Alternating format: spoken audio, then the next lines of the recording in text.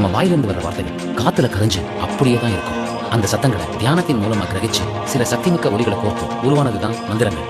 அந்த மந்திரங்களை தினம் ஓதி ஓதி ஒரு சாதாரண கல்ல கூட சக்திமிக்க சிலைகளா மாத்திரம் பிரதிஷ்டை பண்றோம். அது மக்களுக்கு நன்மை விளைவிக்கும். ஏன்டா இவ்வளவு பச்சைக்கிறிய? சயின்ஸ் உலகத்துல கம்ப்யூட்டர் காலத்துல ஜோஷி எல்லாம் நம்பி இருப்பேன். அவன் தான் சொல்றான் உனக்கு அறிவில எப்பதான் நீ எல்லாம் திருந்தா போறியோ. அரசு பதவி வழங்கி உத்தரவு பிறப்பிக்கப்பட்டிருக்கிறது. ரிக்கி ராதன் பண்டிட் வெற்றிவேல் முதலமைச்சர் விஜயின் சிறப்பு அதிகாரியாக செயல்படுவார் என ஒரு அறிவிப்பு வெளியாகி இருக்கிறது. அது அரசியல் பிரிவின் சிறப்பு அதிகாரி.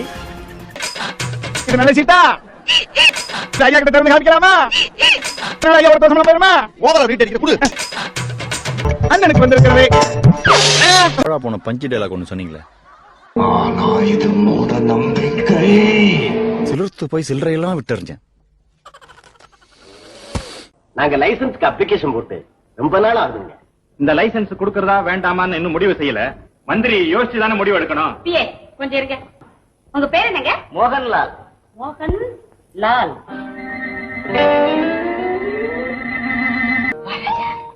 மோகன்லால்ங்கிற பேருக்கு ஒரு சீட்டு ராஜா. இப்பனே கேட்கும் ஒரு செய்தி கேளு, குறைவின்றி காரியங்கள் ஜெயமேயாகும். லைசன்ஸ் கொடுக்கலாங்க, முடிவு பண்ணிட்டேன். நம்ம கொளத்தூர் தொகுதியில முன்னாள் முதலமைச்சர் ஏன் தோக்கடிச்சோம்? ஏன் தோக்கடிச்சுன்னா அவர் சயின்ஸ் பேசுறாரு, சோசியல் ஜஸ்டிஸ் பேசுறாரு. அது பிடிக்கல. பாருங்களேன், இந்த காலகட்டத்தில் ஒரு முதல்வர் ஒரு ஜோசியக்காரர் ஒரு முக்கியமான பதவிக்கு, ஒரு அரசு பதவிக்கு நியமிக்கிறார். அவர் தான் முதல்வர். தொலைநோக்கு பார்வையில சிந்திச்சிருக்காரு. உன்னை அசிங்கப்படுத்தினதுக்கு 6 நாள் அரசாங்க லீவே உள்ளாம் போல. அவ்வளவு பெரிய அகாடா நீ. ஆனா இதுக்கு முன்னாடி இந்த முதல்வர் பாருங்களேன் என்ன பேசியிருக்காரு பாருங்க. சயின்ஸ் பேசியிருக்காரு பாருங்களேன். கல்வி நிலையங்கள்ல சயின்டிபிக் கருத்துக்கள் மட்டுமே கற்பிக்கப்படணும். பகுத்தறிவுக்கு எதிரான முட்டாள்தனமான கட்டுக்கதைகளை, மூட நம்பிக்கைகளை பரப்புற இடமா பள்ளிகள், கல்விகள், பல்கலைக்கழகங்கள் ஒருபோதும் இருக்கக்கூடாது. ரெண்டா தான் இருக்கணும். ஒன்னு சயின்டிபிக் அப்ரோச், இன்னொன்று சோசியல் ஜஸ்டிஸ். இதை கத்துத்தர இடமா தான் கல்விக்கூடம் இருக்கணும். இதுக்கு மாறான நிகழ்ச்சிகளை நடத்துகிறதோ, இதுக்கு எதிராக பேசுறவங்களை கெஸ்டா கூப்பிடுறத நடந்தா இந்த அரசோட ரியாக்ஷன் கடுமையா இருக்கும்.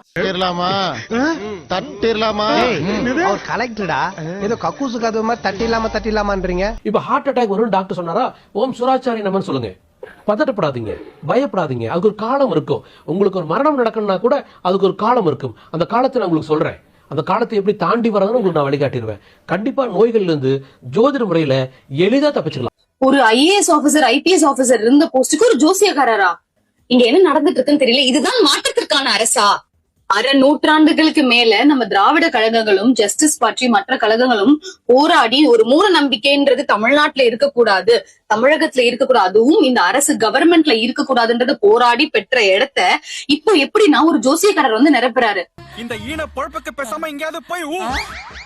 ஏற்கனவே அவர் தாவேகாவின் அனைத்து விதமான நிகழ்வுகளையும் ஜோதிடத்தின் மூலமாக கணித்து அதன் அடிப்படையிலேயே தாவேகாவின் கட்சி நிகழ்வுகள், அதன் தலைவர் விஜயனுடைய பிரச்சார நிகழ்வுகள், மக்கள் சந்திப்பு கூட்டம், அவர் வீட்டை விட்டு வெளியே வருவது உள்ளிட்ட அனைத்துமே அவரால் தீர்மானிக்கப்பட்டு வந்த நிலையில் தற்போது அவருக்கு ஒரு சிறப்பு அதிகாரி என்ற ஒரு நியமனம் கொடுக்கப்பட்டிருக்கிறது.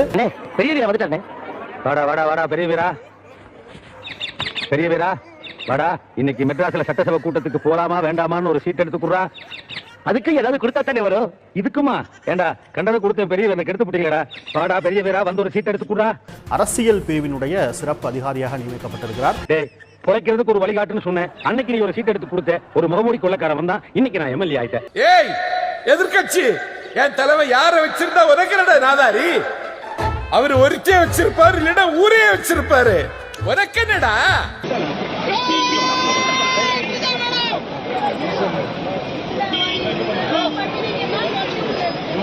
அத்தா நீயா மனித ரூபத்துல ஊருக்குள்ள புரியல. உன்னை பார்த்தா நான் பிச்சைக்காரின்னு சொன்னேன். எவ்வளவு பெரிய பாவத்தை பண்ணிட்டப்பா.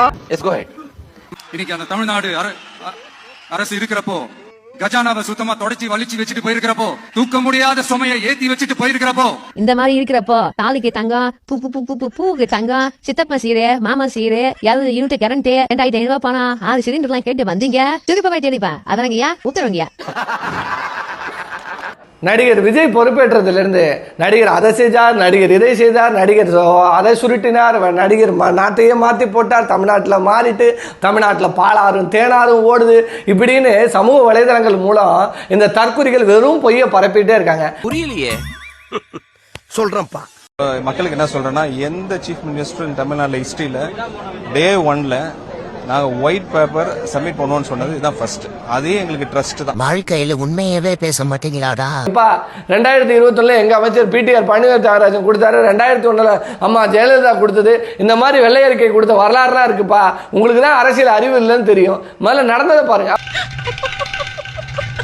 புறம் சார்ந்த பகுதியில் நடந்த கஞ்சா கடத்தல், அதை காவல்துறை கொளுத்திய வீடியோ சமூக வலைதளத்தில் இருக்கு. அதை எடுத்து போட்டு அண்ணன் முதல்வரான முதல் நாளே பாத்தீங்களா கஞ்சா ஒழித்து விட்டார். ரைட்டு. பார்த்தா டம்மி பீஸா இருக்க, பயங்கரமான ஆளா இருக்கேடா. 717 டாஸ்மாக் கடைகள், கோயில்கள், பள்ளிகளுக்கு, பேருந்து நிலையத்துக்கு அருகில் உள்ள கடைகளை எல்லாம் மூடிவிட்டார் ஆக்டர் விஜய். ரைட்டுப்பா. நான் எதுக்குமே லாய்க்கலன்னு முடிவே பண்ணிட்டியா? 2023 512 கடைகளை திராவிட முன்னேற்ற கழகம் மூடிச்சு. நான் உண்மையிலே தற்குறிகள்கிட்ட, நடிகர் விஜய்கிட்ட நான் கேட்கக்கூடிய கேள்வி, 512 டாஸ்மாக் கடைகளை 2023 திராவிட முன்னேற்ற கழகம் மூடியதற்கான பெயர் பட்டியல் இருக்கு.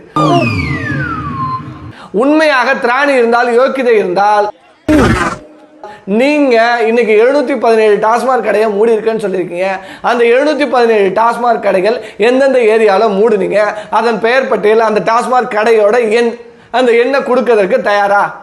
நான் நல்லா பண்றனோ இல்லையோ, ஆனா நீ நல்லா பண்ற. இன்னைக்கு தமிழ்நாட்டில் இருக்க எல்லா மீடியாவும் ஒரே நிமிஷத்துல பல்ட்டி அடிச்சு வெறும் பொய்ய கட்டவிழ்த்து விடுறான். அப்ப திமுக செஞ்ச பிங்க் மகளிர்களுக்கான பிங்க் பேட்ரோல் அப்படிங்கிறத தலைவர் 2025 திராவிட முன்னேற்ற கழகத்தின் தலைவர் தமிழ்நாடு முதலமைச்சர் ஸ்டாலின் அவர்கள் அன்றைக்கே செஞ்சுட்டார். ஆனா பிங்க் போலீஸை இன்னைக்கு தான் தலைவர் அறிமுகப்படுத்துறாரு. கண்டு விட்டாளையா, சூட்சமத்தை கண்டு விட்டாளே.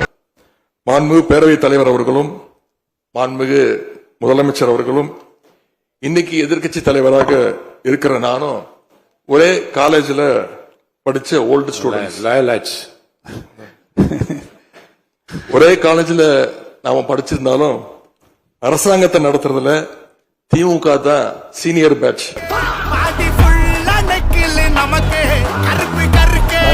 அது உங்களுக்கு தெரியும்.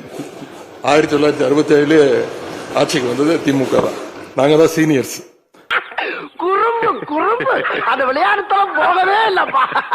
அந்த அடிப்படையில எங்களுடைய நாலேஜையும் எக்ஸ்பீரியன்ஸையும் நாங்க ஷேர் பண்ணிக்க ரெடியா இருக்கோம்.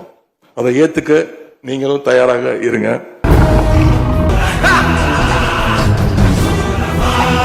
நடந்து முடிந்த தேர்தலில் ஆட்சி அமைப்பதற்கான பெரும்பான்மையை ஆளுங்கட்சிக்கு மக்கள் வழங்காமல் போனாலும் திராவிட முன்னேற்ற கழகத்துடைய தலைமையில் தேர்தலை சந்திச்சு வென்ற தோழமை இயக்க சட்டமன்ற உறுப்பினருடைய ஆதரவோடு ஆட்சி அமைத்திருக்கக்கூடிய புதிய அரசிற்கும் மாண்பு முதலமைச்சர் அவர்களுக்கும் என்னுடைய வாழ்த்துக்களை நான் மீண்டும் தெரிவித்துக் கொள்கின்றேன்.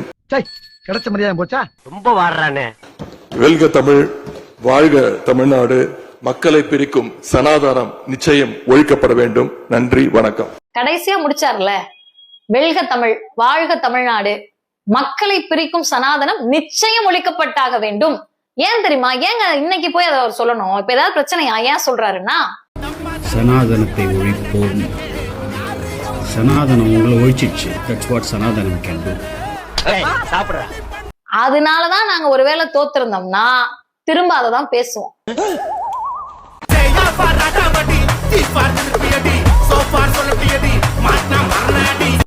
வண்டிக்கு பிரேக் எப்படியோ, ஒரு காலைக்கு மூக்கனாங்கயிறு எப்படியோ, அப்படிதான் ஆளுங்கட்சிக்கு எதிர்கட்சி அப்படின்னு பேரறிஞர் அண்ணா அவர்கள் நமக்கு சொல்லியிருக்கிறார். ஆகவே பேரறிஞர் அண்ணா சொன்ன வழியில ஆளுங்கட்சியினுடைய செயல்பாட்டை உற்று நோக்கி உங்களுடைய நிறைகளை குறைகளை சுட்டு காட்டுகின்ற ஒரு ஆக்கப்பூர்வமான எதிர்கட்சியாக நாங்கள் நிச்சயமாக செயல்படுவோம். என்னடா ரொம்ப பயமுறுத்துறீங்க. இந்த அரசு பொறுப்பேற்ற நிகழ்ச்சியில் நடந்த ஒரு நிகழ்வை இங்க நான் சுட்டிக்காட்ட விரும்புகிறேன். ஏற்கனவே சுட்டிக்காட்டியிருக்கிறாங்க. அந்த நிகழ்ச்சியில தமிழ்தாய் வாழ்த்து 3வது இடத்துக்கு தள்ளப்பட்டிருக்கு. இது தமிழ்நாட்டு மக்கள் மத்தியில மிகப்பெரிய ஒரு கோபத்தையும் அதிர்ச்சியையும் ஏற்படுத்தி இருக்கு. அதை எதிர்கட்சிகள் எல்லோரும் விமர்சிச்சிருக்கிறோம். நீ சொன்னதுக்காக நான் விடுறேன்.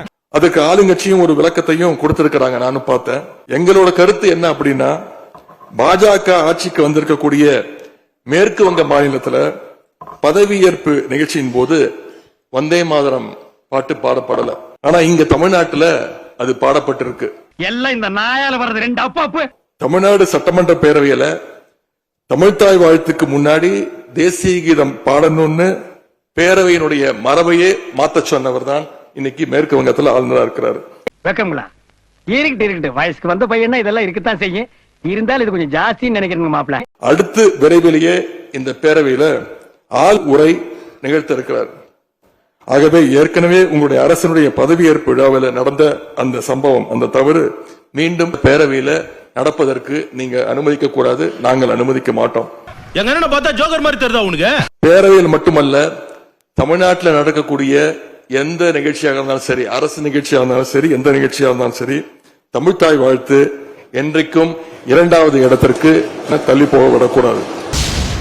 இது எச்சரிக்கை இல்ல, கட்டளை கட்டளை கட்டளை. இன்னைக்கு யோசிச்சு பாருங்க, இந்த ஸ்டாம்ப்ல 41 பேர் இறந்துறாங்க இந்த கூட்ட நெரிசல்ல. இந்தியாவை திரும்ப பார்க்க வச்சிருவார். இன்னைக்கு சைனா நியூஸ் பேப்பர்ஸ்ல அதெல்லாம் ஃபிளாஷ் ஆயிருக்குது. சவுத் ஆப்பிரிக்கா ஃபுல்லா நியூஸ் பேப்பர்ஸ்லாம் ஃபிளாஷ் ஆயிருக்கு. எல்லாரும் பாக்குறாங்க. ஏதோ பேசுறதுக்காக நான் பேசிட்டு இருக்காத, நேரத்துக்கு கடத்தாத, நல்ல விவரமா பேசு. எல்லாரோட கவனம் நீங்க நினைக்கிற மாதிரி இந்த நடிகர் போய் பார்த்து இத்தனை பேர் செத்து போயிட்டான்னு இருக்காது. எப்படி இருக்குன்னா, நடிகரை போய் இவ்வளவு பேர் பார்த்தாங்களா, மரணம் நடக்கிற அந்த தருவாய் வரைக்கும் அந்த இடத்துல அவங்க இருந்திருக்காங்க. ஸோ அவ்வளோ கிரேஸ் இருந்துச்சா தான் எல்லாம் யோசிப்பாங்க. கேட்டுக்க. வர வச்சு கொண்டுட்டாங்க யாரும் நினைக்க மாட்டாங்க.